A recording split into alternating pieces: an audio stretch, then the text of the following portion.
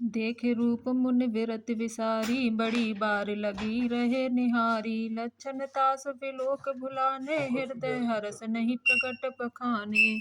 जो एह बरई अमर सोय रो होई, समर भूम तेह जीत न कोई। से वही सकल चराचर ताहि, बरई सील निध कन्या जाहि। लक्षण सब विचार उर राखे, कछुक बनाई भूप सन भाषे। सुता सुलक्षण कहि नृप पाहि, नारद चले सोच मन माहि। करो जाय सोय जतन विचारी, जेहि प्रकार मोहि बरै कुमारी। जप तप कछु न होय तेहि काला, ए विधि मिले कवन विधि बाला। एह अवसर चाहिया परम शोभा रूप विशाल। जो बिलो करी छे कुंवर, तब मेले जय माल। सियापति रामचंद्र पति रघु शरणम, शंकर हरि ओम जय जय सिया राम, जय जय हनुमान हरि की जय। मंगल भवनीय मंगल हारी, द्रवहु सुदशरथि अजिर बिहारी। दीन दयाल विरधि संभारी, हरहु नाथ मम संकट भारी। उसके रूप को देखकर मुनि वैराग्य भूल गए और बड़ी देर तक उसकी ओर देखते ही रह गए। उसके लक्षण देखकर मुनि अपने आप को भी भूल गए और हृदय में हर्षित हुए, पर प्रकट रूप में उन लक्षणों को नहीं कहा। लक्षणों को सोचकर वे मन में कहने लगे कि जो इसे ब्याहेगा वह अमर हो जाएगा और रणभूमि में कोई उसे जीत न सकेगा। यह शील निधि की कन्या जिसको बरेगी, सब चर अचर जीव उसकी सेवा करेंगे। सब लक्षणों को विचार कर मुनि ने अपने हृदय में रख लिया और राजा से कुछ अपनी ओर से बनाकर कह दिया। राजा से लड़की के सुलक्षण कहकर नारद जी चल दिए, पर उनके मन में यह चिंता थी कि मैं जाकर सोच विचार कर अब वही उपाय करूं जिससे यह कन्या मुझे ही वरे।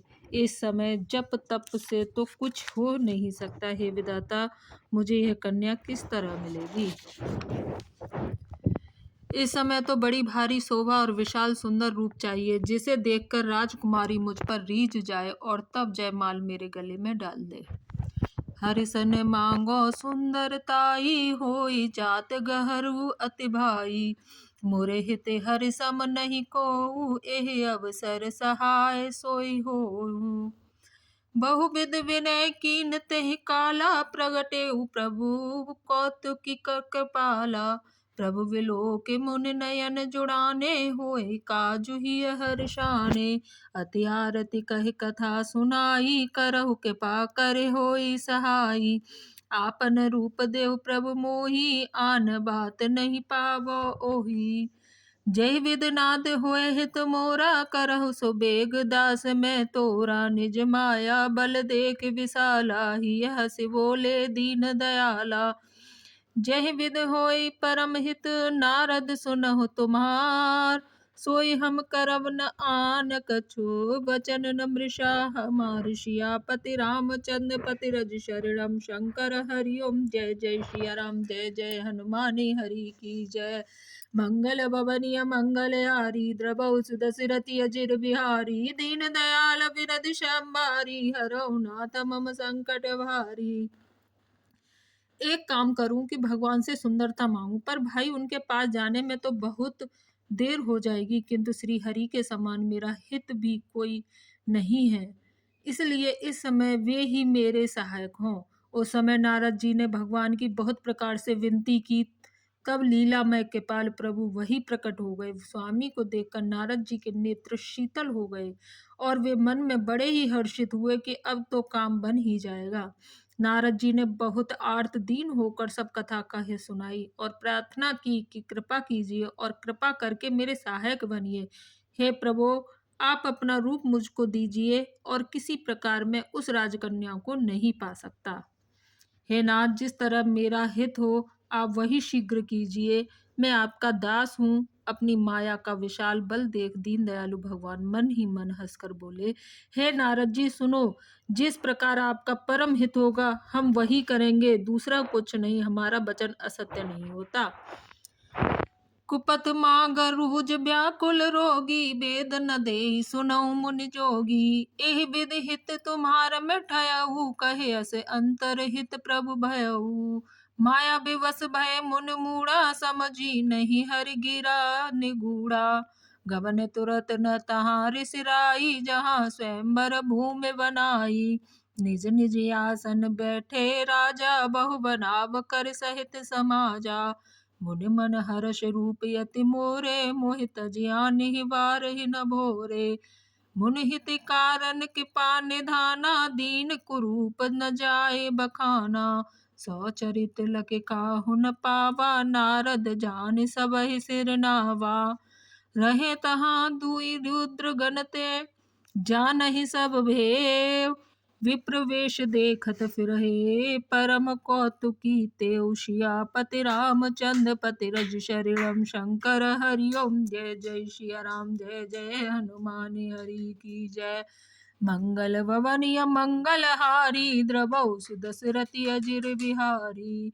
दीन दयाल विरद संबारी, हरौ नाथ मम संकट भारी। हे योगी मुनि सुनिए, रोग से व्याकुल रोगी को पथ्य मांगे तो वैद्य उसे नहीं देता। इसी प्रकार मैंने भी तुम्हारा हित करने की ठान ली है।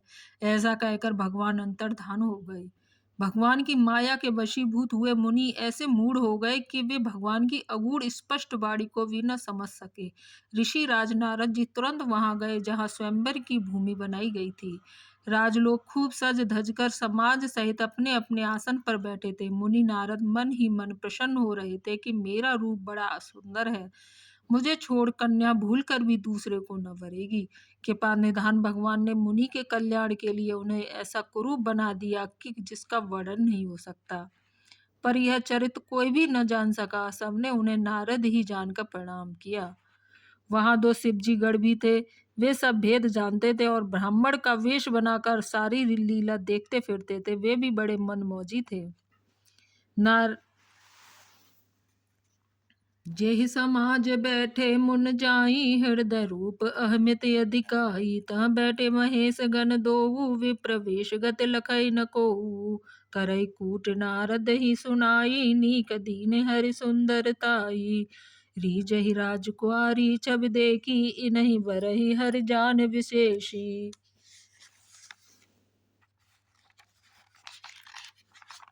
मुनि मोह मन हाथ पराए, हसहि शंभु घन अति सचु पाए।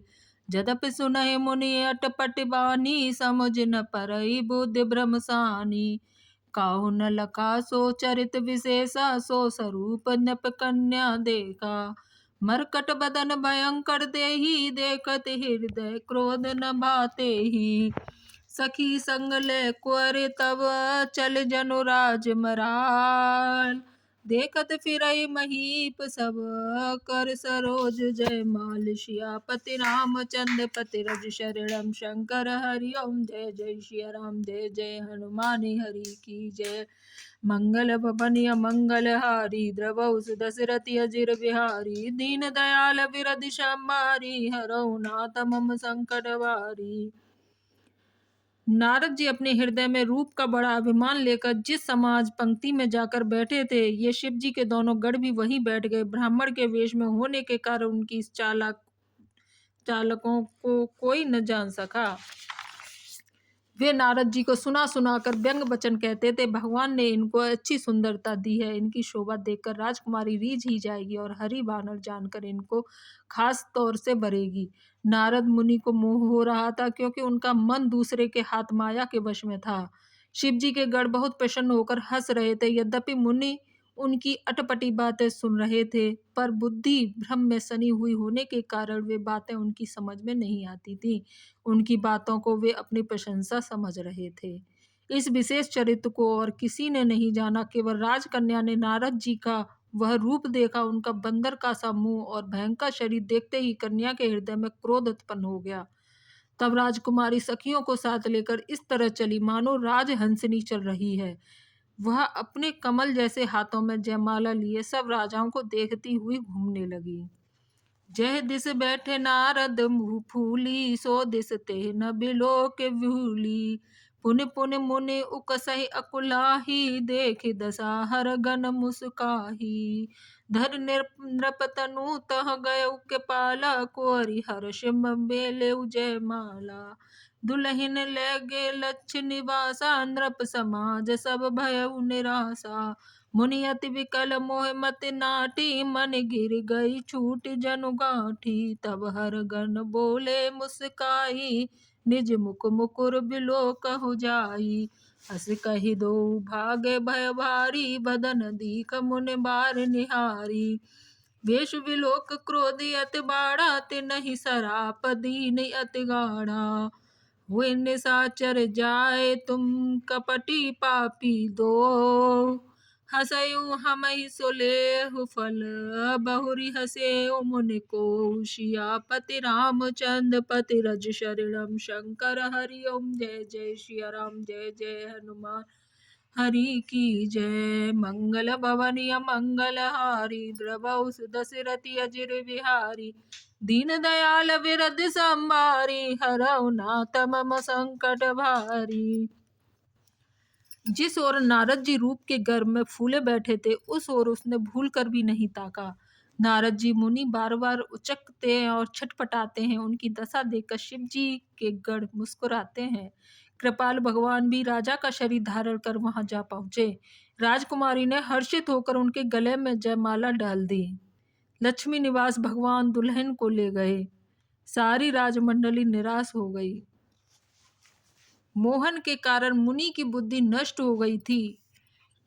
इससे वे राजकुमारी को गई देख बहुत ही विकल हो गए, मानो गांठ से छूटकर मणि गिर गई हो। तब शिव जी के गणों ने मुस्कुराकर कहा, जाकर दर्पण में अपना मुंह तो देखिए। ऐसा कहकर वे दोनों बहुत भयभीत होकर भागे। मुनि ने जल में झांक कर अपना मुंह देखा। अपना रूप देखकर उनका क्रोध बहुत बढ़ गया। उन्होंने शिव जी के उन गणों को अत्यंत कठोर शाप दिया, तुम दोनों कपटी और पापी, जाकर राक्षस हो जाओ। तुमने हमारी हंसी की, उसका फल चखो। अब फिर किसी मुनि की हंसी करना। बोलो सियापति रामचंद्र भगवान की जय।